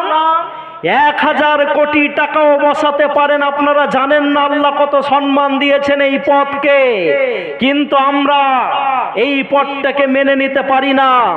এই পদটাকে আমরা সেরকম ভাবে গ্রহণ করতে পারি না, ভাবি যে ভিখারির দল। মুসলিমরা, ইমামরা ভিখারির দল ছিল না। ইংরেজরা 190 বছর এই ভারতকে পরাধীন রাখার কারণে মুসলিমদের মসজিদ আর মাদ্রাসাগুলো থেকে জমি জায়গা কেড়ে নিয়ে সব ভিখারি বানিয়ে দিয়েছে। বানিয়েছে না বানায় নাই? এবং তারা তাদের পরিকল্পনাটা এইরকম ভাবে সাজিয়েছিল যে মুসলিমদের ইমামদেরকে, মসজিদের ইমামদেরকে গরিব হিসাবে লোকের সমাজে উপস্থাপন করে দাও, তাহলে এমনি এমনি আর মুসলমানরা তার ছেলেকে আলেম করবে না। আজকে যার ছেলেটা পড়াশোনাতে খুব ভালো, তাকে কেউ আলেম করে? যেটা 3 বছর ধরে ধারাপাত শেষ করতে পারে না, আর ওই বর্ণ পরিচয় নাকি ঈশ্বরচন্দ্র বিদ্যাসাগর আমরা কি দিয়ে শিখি? বর্ণ পরিচয় দিয়ে শিখি। ওইটা যে 5 বছর 3 বছরে শেষ করতে পারে না, বলে এর দ্বারাতে কিছু হবে না, একে মাদ্রাসায় ভর্তি করে দাও। বলে না? বলে। যদি আপনি আপনার ব্রিলিয়ান্ট ছেলেটাকে মাদ্রাসাতে দিতেন এবং সেই ছেলে যদি আপনার বিএমডব্লিউতে ঘুরতো, সেই ছেলে যদি আপনার মার্সিডিজে ঘুরতো, সেই ছেলে যদি আপনার 1 কোটি টাকার ভলভোতে ঘুরতো, তাহলে আপনার দেখা দেখি সমাজের অনেক বুদ্ধিমান ছেলেকে মাদ্রাসায় দেওয়া হতো না? হতো না? হতো। কিন্তু ইংরেজরা পরিকল্পনা করে 190 বছরে আমাদেরকে পিছিয়ে দিয়েছেন। তো বাসিরা বানু বলছেন, আমি যখন ওই ইউনিভার্সিটিকে বললাম আমি আর প্রফেসরগিরি করব না, আমি ভারতে যাব, আমাকে জিজ্ঞেস করা হয়েছে কেন আপনি ভারতে যাবেন, আপনার স্যালারি আমরা 30% বাড়িয়ে দিলাম। তো বাসিরা বানু বর্তমান সময়ে উত্তর দিয়ে বলেছেন, আমাকে আরবদের ভিতরে চাকরি করার আগ্রহ জাগে না, আমার বড্ড আগ্রহ হয়েছে যেই দেশে আমি বড় হয়েছি সেই দেশের মানুষদেরকে আমি পরিষেবা দিই। নারে তাকবীর, নারে তাকবীর। সেই বাসিরা বানু যখন ভারতের মাটিতে ফিরে আসছেন, লকডাউন কখন হয়েছে বলেন? কত সালে? 2000? হ্যাঁ বলেন না? লকডাউন সবাই ভুলে গেছে নাকি? হ্যাঁ, সব ভুলে গেলে কমসে কম তো ভোটের কথাটা মনে রাখা উচিত। হ্যাঁ, আচ্ছা আপনারা আগে মারামারি করেন। 21টা মনে পড়ছে না? পড়ে না 21? ভোটের সময়তে বুথ বাড়িয়ে দিল, ওটা তো মনে থাকবে, 5 বছরের কথা। তো সাইরা বানুজি যখন এসডিএম হিসাবে ভারতে নতুন করে চাকরি করছেন, উনি বলছেন আলহামদুলিল্লাহ সুম্মা আলহামদুলিল্লাহ, আমার 4টা মেজর অপারেশন হয়েছে এবং 2 পায়ে আমার হাড় ভেঙে গেছে। এই 6টা অপারেশন হওয়ার পরেও আমি যখন চান্স পেলাম ইউপিএসসি পাস করে, আমি যখন আইপিএস হওয়ার জন্য এগিয়ে গেলাম, তখন আমার 6টা অপারেশন নিয়ে যখন আমি এই বড় পদে এসছি, আর লকডাউনের সময়তে এসডিএম হিসাবে যখন আমি দায়িত্ব পালন করেছি, সেই সময়তে আমার মহকুমাতে অক্সিজেনের অভাবে একটাও মানুষ উত্তরপ্রদেশে মরেন নাই। নারে তাকবীর। তার এসডিও অঞ্চলে, মানে তার যে মহকুমা, সেই মহকুমাতে অক্সিজেনের অভাবে একটাও লোক মরেন নাই। ডাক্তার কাফিল খানের নাম শুনেন নাই? অক্সিজেনের জন্য তাকে জেলে যেতে হলো, শেষে নিজের রাজ্য ছেড়ে তাকে কোথায় যেতে হয়েছে? রাজস্থান যেতে হয়েছে। তো আমি বর্তমান ভারতের কথা বলছি। আমার বাসিরা বানু যদি আল্লাহর নবী হযরত মুহাম্মদ রাসূলুল্লাহ সাল্লাল্লাহু আলাইহি সাল্লামের সেই দেশ, যেই দেশকে আমরা বিশ্বনবী মুহাম্মদ রাসূলুল্লাহ সাল্লাল্লাহু আলাইহি সাল্লামের দেশ হিসাবে মনে করি, সেই দেশে গিয়ে চাকরি না করেন শুধু ভারতের মানুষদেরকে পরিষেবা দিব বলে, সেই দেশকে এত কিছু আমরা দিয়েছি। এই এতদিন স্বাধীনতা হওয়ার পর আমাদেরকে এই খারাপ দিন দেখতে হতো না, কিন্তু আমরা আমাদের দায়িত্ব পালন করিনি বলে আজকে একটা নাকি 8 পাস লোক যে আজকে এমএ পাসের দাওয়াই করে বসে আছেন, কে তিনি? আমি বলছেন, আপনারা বলছেন, উনি তো বলছেন যে আমি এমএ পাস, বলছেন না? বলেন নাই? আরেকটা এখানে 4 পাস অসীম সরকার কোরআনকে নিয়ে বাজে কথা বলেছে না? বলে নাই? আরে কোরআনের চ্যালেঞ্জ তো অনেক দিন থেকে আছে। যদি তোমার সন্দেহ হয় তাহলে একটা তৈরি করে দাও না। যদি তোমার সন্দেহ হয়, সূরা বাকারাতে আল্লাহ বলেছেন যদি তোমার সন্দেহ হয় তো একটা তৈরি করে দেখাও। তুমি তো পারবে না, তুমি তো 4 পাস। কি পাস অসীম সরকার? হ্যাঁ, কি পাস জি? এ তো সবাই বলছে তো 4 পাস। তো যাক, এই কথা পরে হবে, আমাকে ক্ষমা করবেন, আমি আজকে খুব কষ্টে আছি। ছোট্ট অবস্থাতে আমার মায়েদের জন্য বলছি, আমার বাড়ি থেকে 500 মিটার দূর মাগরিবের সমাতে আমার মায়েদেরকে বলছি, আমার মায়েদেরকে স্মরণ করার জন্য আমি আমার বক্তৃতার শেষ প্রান্তে এসে যাচ্ছি। আমার বয়স যখন খুবই ছোট, আমার আজও মনে পড়ে প্রায় 7 বছর। 7 বছরের একটা ছেলে, 7 বছরের একটা ছেলে 500 মিটার দূর থেকে সোডা কিনে এনেছিলাম। আগে সাদা সাদা সোডা দোকানে বিক্রি হতো না, আমি সোডা কিনে এনেছি। সেই সোডাটা যখন আমার মায়ের হাতে দিয়েছি, মা যখন সোডার সেই ঠোঙাটাকে খুলছে, দেখছে মুখের দিকে একটা পিতলের বাটখারা। আগে দিত না? বাটখারা দিত না? মাল কম পেলে তো বাটখারা দেওয়া হতো। সেই লোকটা বাটখারা দিয়েছে, বাটখারাটা বার করতে ভুলে গেছে, এইরকম ভাবে ঠোঙাটাকে মুড়ে দিয়েছে। আমার মা যখন ঠোঙাটাকে খুললেন, খোলার পর ওই বাটখারাটাকে যখন দেখলেন, তখন আমাকে বলছেন হাবিবুল্লাহ। আমি বললাম হ্যাঁ মা বলো। বলে তুমি কোথা থেকে সোডা নিয়ে এসছো বলো। আমি বললাম মুন্সির দোকান থেকে সোডা নিয়ে এসছি। আমার মা বলল বেটা বাটখারা চলে এসছে, এই বাটখারাটা তোমাকে দিয়ে আসতে হবে। আমি বললাম মা এই বাটখারা দিতে তো আমি একাই যেতে পারবো না, কারণ মাগরিব তখন হয়ে গেছে, তখন তো আর এত লাইট ফাইট আর সাইকেল ফাইকেল হ্যান্ড ত্যানের ব্যবস্থা ছিল না। আপনাকে আমার 7 বছর আগেকার কথা বলছি, মানে প্রায় 30 বছর নাকি 30 বছর আগেকার কথা বলছি। আমার মা বলল বেটা তুমি যদি এই বাটখারাটা না দিয়ে আসো তো লোকটা খুঁজে খুঁজে হয়রান হবে এবং তার মাপযোগ করতে অত্যন্ত অসুবিধা হবে, তোমাকে যেতেই হবে। আমি আমার চাচতো ভাইকে সঙ্গে নিয়ে সেই বাটখারাটা ওই দোকানে ফেরত দিলাম। আমাকে ধরে তারা খুব আদর করেছিল, বলেছিল যাও তুমি বড় হয়ে হয়তো বড় কিছু হবে, আমার জন্য দোয়া করেছিল। আজও আমার মনে পড়ে সেই মা যদি সেই দিন আমাকে শিক্ষাটা না দিতেন, সেই অবস্থাতে আমি বাটখারাটা ফিরিয়ে দিয়ে আসতাম না। যেই মা আমাকে হাতে ধরে বলেছিল বেটা, যারা মাস্টার হয়, ডাক্তার হয়, প্রফেসর হয়, অনেক কিছুই হয় বেটা, কিন্তু তোমাকে আমি বড় আলেম করব। আমি আমার মাকে কথা দিয়ে আমি যখন মাধ্যমিকে 704 পেয়ে স্টার মার্ক, লেটার মার্ক পেয়েছি, আমি যখন ডাক্তারি পড়ার অপশনকে অবহেলা করে ছুঁড়ে ফেলে দিয়ে অ্যারাবিক নিয়ে মাওলানা আজাদ পড়তে যাই, ক্যালকাটা ইউনিভার্সিটি পড়তে যাই, আমার মাকে বলেছিলাম মা তুমি মন খারাপ করবে না, আল্লাহ যদি আমাকে বাঁচিয়ে রাখে ইনশাল্লাহ বড় আমি আলেমী হয়ে তোমাকে দেখাবো, অ্যারাবিক নিয়ে আমি পড়াশোনা করে তোমাকে দেখাবো। অ্যারাবিক নিয়ে পড়াশোনা করে এসে কমপ্লিট করলাম। আপনাদের বাড়ির পাশের কলেজেও অনেক দিন আমি চাকরি করেছি, এখন হয়তো সময় নেই।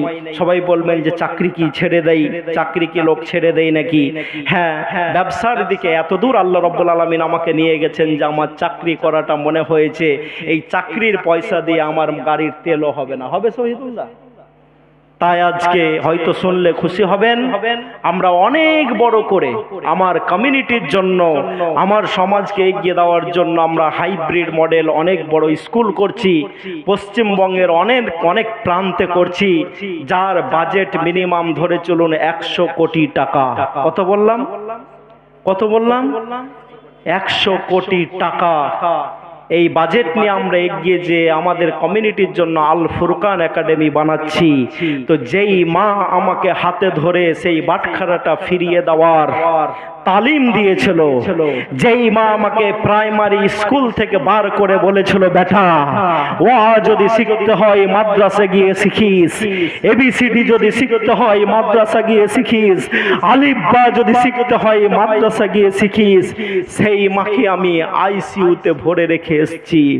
আজকে আমার কথা বলার মুড নেই, আর কোনো জালসা থেকে আমি কোনোদিন আজ পর্যন্ত 5 পয়সা অগ্রিম নিয়েছি কিনা বা কাউকে বলেছি কিনা যে আমি জালসাতে গেলে আমাকে 2 টাকা দিও, 200 টাকা দিও, 20,000 টাকা দিও, এই রকম দিন আমি দেখিনি। সেই মাকে আজকে আমি আইসিইউতে ভরে এসেছি। আমার মায়ের জন্য দোয়া করিয়েন যাতে আমার মাকে আল্লাহ হায়াতে তাইয়্যিবা দান করে, বলেন আমিন। আমরা এখানে 5 দিন রাখার পর আমি আর শহীদুলদা একটা আইসিইউ অ্যাম্বুলেন্স নিয়ে আমরা দুর্গাপুর গেলাম। দুর্গাপুরে একটা অনেক বড় হসপিটালে ভর্তি করলাম, গৌরী দেবী হসপিটাল। আমার মা বেডে শুয়ে একটাই কথা বলছেন বেটা আমি তো কিছুরই আবেদন তোমার কাছে করি না, আমার একটাই আবেদন আমাকে এখান থেকে বার করে নিয়ে চলো, কারণ আমাকে যদি মরতেই হয় তাহলে আমার মনে হয়েছে যে আমি বাড়িতে শুয়ে লা ইলাহা ইল্লাল্লাহ পড়তে পড়তে মরবো, নামাজ পড়তে পড়তে মরবো। আমি আর মাকে সেখানে রেখে আসতে পারিনি, বাড়ি নিয়ে এলাম। বাড়ি নিয়ে আসার পরে আরো কষ্ট বাড়লো, মাকে আমি আবার একটা প্রাইভেট নার্সিং হোমে দিলাম। মায়ের শরীর থেকে প্রায় 10 লিটার পানি বেরিয়ে আজকে যখন আইসিইউ থেকে আমি বেরিয়ে এসেছি, আমার মা বাচ্চা ছেলের মতো আবার আমাকে একটাই কথা বলছে বেটা আমাকে বাড়ি নিয়ে যাবা না? আমি বলেছি মা তোমাকে ইনশাআল্লাহ আল্লাহ যদি সুস্থ সবল রাখে 3 দিন পর তোমাকে আমি বাড়ি নিয়ে যাব। কারো মা যদি এরকম আইসিইউতে অসুস্থ অবস্থায় পড়ে থাকে তাহলে সে বক্তৃতা করার মুডে থাকতে পারে না, পারে নাই। কিন্তু যেহেতু আপনাদের জালসার ব্যাপার ছিল এবং শুকরদিন আনা কোথায় প্রধান বক্তা সম্পর্কে কিছু বলেছেন আপনি, খবর কিছু বলেছেন, নাম বলেন। যেহেতু উনি আমাকে ফোন করে বারবার বলছিলেন যে হাবিবুল্লাহ সাহেব আমাদের প্রধান বক্তা আবু ওবায়দা সাহেব জ্যামে পড়ে গেছেন, এশায়ার নিয়ে জ্যামে পড়ে গেছেন, রাস্তা হরতাল করেছে, উনি আসতে পারছেন না, আপনিও যদি না আসেন তাহলে একদম আমরা অপদস্থ হয়ে যাব। তাই আমি আমার মা অসুস্থ হওয়ার পরে এই প্রথম জালসা আপনাদের কাছে এসেছি। উনাকেও ক্ষমা করবেন, আবু ওবায়দা সাহেবের জন্য দোয়া করবেন, কারণ উনি আসার আপ্রাণ চেষ্টা করেছেন, ঘন্টার পর ঘন্টা উনি আপডেট দিয়েছেন। আর সর্বোপরি আমি আপনাদের সামনে কথা বলতে এসেছি, আমি তো আপনাদের ঘরের মানুষ। কদিন আগে তো এসেছিলাম কি ঈদগাহটা, মহাদেবনগর ঈদগাহে এসেছিলাম, সেদিন আপনাদেরকে অনেক কথা আমি শুনিয়েছি। আমি বলেছিলাম যে ইনশাল্লাহ এখানকার জালসাতে আপনাদেরকে কথা শোনাবো। দেখেছেন আমার হাতে কোনো নোটপত্রও নেই, কোনো ডকুমেন্টসও নেই। আমি পরের মাইকে এরকম কথা বলি না, বলতেও পারি না, কারণ আমি যেখানে বক্তৃতা করি আমার নিজের মাইক লাগিয়ে আমি বক্তৃতা করি। আজকে এই মাইকটাও আমাকে এখান থেকে নিয়ে বক্তৃতা করতে হচ্ছে। সবই সময়ের ব্যাপার, তাই আপনারা ক্ষমার চোখে দেখবেন। এই আশা, এই আকাঙ্ক্ষা রেখে আপনাদের কাছে ছোট্ট একটা আবেদন, মা বোনদের কাছে একটা আবেদন। উনি বারবার বলছিলেন, আমি আদায়ের কথা সাধারণত কোনো জালসাতে সেরকম বলি না। উনি বলছিলেন যে 24 তারিখ ঢালাই দিবেন নিচটা, নাকি না কত তারিখ, 24 তারিখ মসজিদের মেঝেটা বসে গেছে, আমিও দেখলাম। তো এই মসজিদকে আপনাদেরকে একটু হেল্প করতে হবে। 1000 টাকা দেওয়ার মতো কেউ আছেন? 1000 টাকা দেওয়ার মতো কেউ আছেন? আছেন? মাত্র 1000 টাকা। নামগুলো একটু শর্টশর্ট করে লিখে নিন, লিখে নিন নামগুলো, ঝটঝট করে লিখে নিন। কি নাম আপনার? কি নাম? ও ক্যাশই দিয়ে দিবেন? আলহামদুলিল্লাহ। তো আমি বেশি চাইবো না আপনাদের কাছে, 1000 করে ঝটঝট করে। একটা লোক কদিন আগে বাবরি করব বলল, কি নাম? কি নাম? আমি নদিয়াতে জালসা করছি, বক্তৃতা করছি, আমাকে বলছেন যে হাবিবুল্লাহ সাহেব। আমি বললাম ইয়েস, বলুন। বলে আপনি মোদিজির বিরুদ্ধে তো অনেক কথা বললেন, তো দিদির বিরুদ্ধে যে কিছু বলছেন না। আমি বললাম কি বলতে হবে বলুন। বললেন দিদি যে খালি মন্দিরের পর মন্দির করেই যাচ্ছে। আমি বললাম সরকারি পয়সাতে দিদিও যে মন্দির করছে, এই মন্দিরকে হাবিবুল্লাহ সাপোর্ট করেন, আপনারা করেন? করেন গো? ট্যাক্সের পয়সাতে অন্য কিছু হওয়ার দরকার। তো হুমায়ুন সাহেব কিন্তু দেখিয়ে দিয়েছেন যে মন্দির মসজিদ যদি করতে হয় তাহলে কিসের টাকায় করতে হবে? কিসের টাকায়? নিজের পরিশ্রমের টাকায় করতে হবে। কেজি ভাই বেশি টাকা দিয়ে দিয়েছেন, যে 500 টাকা বেশি আছে, 1000 চেয়েছে, কে দিল? চলে গেছে, নিয়ে নেবো পুরো 1500 নিয়ে নেবো। আচ্ছা 1500 টাকা দিয়েছেন আর একজন, এইখানে বাবু দিয়েছেন, আমার ছোট ভাই বাবু। বাবুর সাথে আমার খুব ভালো সম্পর্ক। বাবু আমার দিয়েছে 1000। ঝটঝট করে আমরা কয়েকজন বলে দিই। আজকে কিন্তু আপনাদের কাছে আমি ক্ষমা প্রার্থী, আমার মুখ দিয়ে কথা বেরোয় না, সত্যি বেরোয় না, সত্যি বেরোয় না কথা। কারণ আমি ছোট্ট অবস্থাতে 7 বছরে যখন মাদ্রাসায় পড়তে গেছি, আমার মাদ্রাসায় থাকতে কষ্ট হয়েছে। আমি কান্না করতে করতে বাড়ি চলে এসেছি। মা আবার কান্না করতে করতে আমার দাদাকে বলেছেন, বাপজি কোথায় আছেন? বলে এই তো বৌমা আমি এখানে আছি। আমার দাদা যেমন তেমন লোকের জামাই নয়। আমার দাদির যখন বিয়ে হয়েছিল তখন আমার দাদিকে সোনার চিরুনি দিয়ে 2টা ঝি দিয়ে পাঠিয়েছিল আমাদের বাড়িতে। আমি কিন্তু এমনি ফ্যামিলির লোক, আপনার সামনে কথা বলি না। আমার সেই বিশ্বাসজি কয়েস বিশ্বাস দাদাকে দেখেছি, হাতটাকে আমার ধরেছে, লাঠিটা শক্ত করে আছে, বলেছে তোমাকে মাদ্রাসা যেতেই হবে। দাদা আমি কিচ্ছু বুঝি না, মাও কেঁদেছে, আমিও কেঁদেছি, কাঁদতে কাঁদতে মাদ্রাসা চলে গেছি। সেদিন যদি আমার মা আমার উপরে দয়া করে বাড়িতে রেখে দিতেন, তাহলে রব্বে রহমহুমা কামা রব্বায়ানি সাগীরা। আল্লাহ, ছোট্ট অবস্থায় আমার মায়ের কোলে আমি পেশাব করেছি, আমাকে জ্বর হয়েছে, আমি কষ্ট পেয়েছি। আমার কষ্টের সাথে সাথে বাড়ির একজন ঘুমায়নি, তিনি হচ্ছেন আমার মা। এই মায়ের উপরে তুমি রহম করো। এই জিনিসটা তো আমি মাদ্রাসাতেই শিখেছি। যদি আমার মা সেদিন ইসমাইলের কাহিনীটা না পড়তেন, হাজরার কাহিনীটা না পড়তেন, যেদিন সাইয়েদনা হযরত ইব্রাহিম আলাইহিস সালাম নিজের একমাত্র পুত্র যাকে ইসমাইল আল্লাহ দাও আল্লাহ দাও আল্লাহ দাও, বৃদ্ধ বয়সে একটা শেষ সম্বল হিসাবে চাইছেন, আর শেষ বয়সে ফেরেশতা এসে বিবিকে খবর দিয়ে বলছেন যে তোমার সন্তান হবে। তখন তো তিনি বলেছিলেন আনা আকিম, আমি তো বন্ধা, আমি তো বন্ধা, আমার কি করে সন্তান হতে পারে? বলে এটা তো আল্লাহর হুকুম, এভাবেই হয়ে যায়। শেষ বয়সেও ইব্রাহিম আলাইহিস সালাম যেই পুত্রটাকে পাচ্ছেন, পাওয়ার পর চোখে লাগাচ্ছেন, মুখে লাগাচ্ছেন, ভালোবাসা দিচ্ছেন সেই ছেলেটাকে আর তার স্ত্রীকে যখন আল্লাহ বলছেন ইব্রাহিম তুমি তোমার এই প্রিয় বস্তুকে যাও মক্কাতে রেখে এসো, ইব্রাহিম আলাইহিস সালাম ছোট্ট বাচ্চাটাকে আর তার মা হাজেরাকে মক্কার এমন একটা নির্জন জায়গাতে রেখে আসছেন। কেন এই কথাটা আজকে আপনাকে বলছি?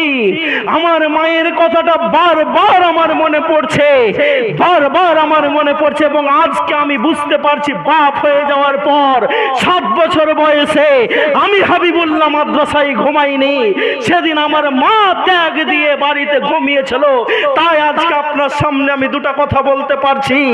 ইব্রাহিম যখন ওই মরুর প্রান্তে, যেখানে না আছে পানি, না আছে গাছ, না আছে ছায়া, না আছে খাদ্য, না আছে কোনো খাবার, একটুখানি পানি, কয়েকটা খেজুর, সঙ্গে হাজেরাকে রেখে দিয়ে যখন সামনের দিকে এগিয়ে যাচ্ছেন, আর হাজেরা বুঝতে পারছেন কি ব্যাপার, ইব্রাহিম এগিয়ে যাচ্ছেন, তখন ইব্রাহিম আলাইহিস সালামকে হাজেরা জিজ্ঞেস করে বলেছিলেন ইয়ে সাইয়্যিদি, হে আমার প্রিয়তমা স্বামী, আপনি যে এই জায়গার ভিতরে আমাদেরকে ছেড়ে যাচ্ছেন এটা কি আল্লাহর হুকুম? এটা কি আল্লাহর হুকুম? তাকে জিজ্ঞেস করছেন। যখন ইব্রাহিম আলাইহিস সালাম পিঠ ফিরা দিয়েছেন, সেই প্রিয় সন্তান আর বউকে রেখে যখন ছেড়ে যাচ্ছেন, শুধু মাথাটা নেড়ে দিয়ে বলেছিলেন হ্যাঁ এটা আল্লাহর আদেশ। তখন হাজেরা আলাইহিস সালাম বলেছিলেন তাহলে ঠিক আছে যান, আমার জন্য আল্লাহই যথেষ্ট। আমার জন্য কে যথেষ্ট? কে যথেষ্ট? আল্লাহই যথেষ্ট। Can you imagine? আপনি কি কল্পনা করতে পারেন মরুভূমির ভিতরে যার দুই দিকে পাহাড়ে ঘেরা কালো অন্ধকার, সেই সময়তে একটা ছোট্ট বাচ্চা, যেই বাচ্চাটা কথা বলতে পারে না, যেই বাচ্চাটা মা বলে ডাক দিতে পারে না, সেই রকম একটা বাচ্চা আর তার একজন মা, দুইজন মিলে যখন রাতের অন্ধকারে বসে থেকেছেন, তাদের কি ফিলিংস হয়েছে, তাদের কি অনুভূতি হয়েছে আমি তো এটা ভাবতে পারি না। আপনি হাজরার জায়গাতে বসে নিয়ে ভাবুন, আমার মা যারা বক্তৃতা শুনছেন, আমার মা যারা আজকে বক্তৃতা শুনছেন, মহিলারা যারা আছেন, ইসমাইল যদি তৈরি করতে হয়, খালিদ বিন ওয়ালিদ যদি তৈরি করতে হয়,